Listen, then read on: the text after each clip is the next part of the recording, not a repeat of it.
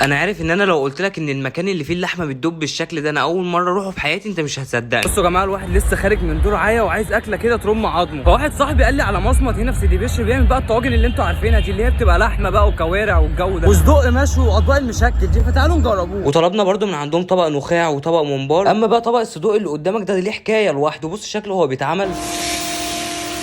وطلبنا كمان طاجن كوارع مع طبق مشكل. شايف طبق المشكل من حلاوته ده لازم نبدا بيه، او طبق المشكل ده بقى مشكل من كل حاجه. انا مش عايز اصدمك واقول لك ان اللي انا لسه واكله ده لسان اصلا، يعني انت شايف هو مستوي ازاي. اوبا تعالوا بقى اللي شدت قلبي، انا عايز اقول لكم كمان ان انا اول مره اروح مع الاكل بالشكل ده بجد. التسويه بتاعت اللحمه مع التتبيله هنا جامده قوي. تعالوا نستكشفوا طبق المشكل ده بقى ونشوفوا في ايه تاني. وده بيبقى فيه لحمه ولسان وفشه وطحال وممبار. يلا بينا بقى كده ندخلوا على الصدوق، واللي انا كنت مستغرب ان هم بيعملوه اصلا. انت شايف صباع الصدوق عامل ازاي؟ شايف بقى الصدوق من جوه عامل ازاي؟ انا بعد الشغل اللي حصل ده فلازم الصدوق ده يطلع جامد. تعال ناخد لقمه كده بقى ونحط فيها صباع صدق مع حته فلفل الوان مع حته بصل، وننزلوا بقى كده بيها في الطحينه وابلع يا غالي وانسى الدنيا باللي فيها. صح يا جماعه، انا بقول عليه صدق عادي مش سجق.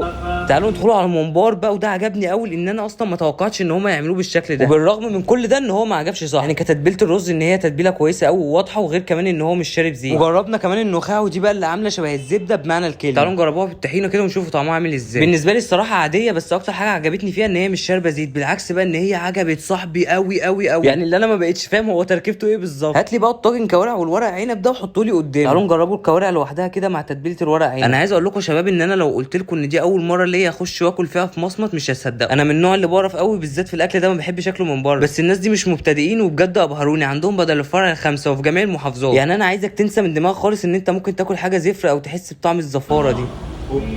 جه بقى وقت ان احنا نفتحوا الطواجن المقفول، وده طاجن عكاوي. يعني انا عايزك تتخيل طعمه كده هيبقى عامل ازاي من شكله. انا مش عارف اطلع المعلقه من كتر العكاوي اللي موجوده في الطاجن. اول حاجه طلعت لنا وهي الصغنطوطه دي. احنا مش جايين نهزر، احنا جايين ناكل. شايف انت بقى كل دي هي تقريبا حته الصغنطوطه دي كانت واقعه منها. ما تنسوش بقى تصلوا على النبي. يلا بينا بقى ندخلوا على طاجن الكوارع الساده. ما حسيتش بريحه زفاره ولا بطعم زفاره، بس اكتر حاجه حسيتها محتاجه ان هي رشه ملح فلفل، وده اللي انا اكتشفته اصلا ان الملح الفلفل كان جنبي بيبقى موجود في كل ترابيزه. تعالوا ناخدوا لقمه عيش مع حته اللحمه اللي بتدوب دي، ننزلوا بيها بقى في الطحينه كده ونغرقوها وابلع يا غالي، مع حته مخلل ومعلقه سلطه. وانا هنا بقى هقول لك ان الحاجه الساقعه دي بقى هو ده وقتها. تعالوا نختمه باخر حاجه بقى، هو ميكس الطبق المشكل ده كله نعملوه في سندوتش واحد ونشوفوا طعمه هيبقى عامل ازاي. غرقوا بقى كده في الطحينه وابلع يا معلم. ما ننساش بقى صباع الصدق ده كده لوحده في الطحينه. والناس دي بقى بعد ما نجحوا في القاهره جايين بقى يكسروا الدنيا هنا في اسكندريه، والمكان هو مصمت حج البرديسي اللي موجود في سيدي بشر في شارع مسجد سيدي بشر. هتلاقوه موجود بالظبط بعد شركه الكهرباء على ايدكم الشمال لو انتوا جايين من ناحيه البحر، وهو ده بقى المنيو بتاعهم.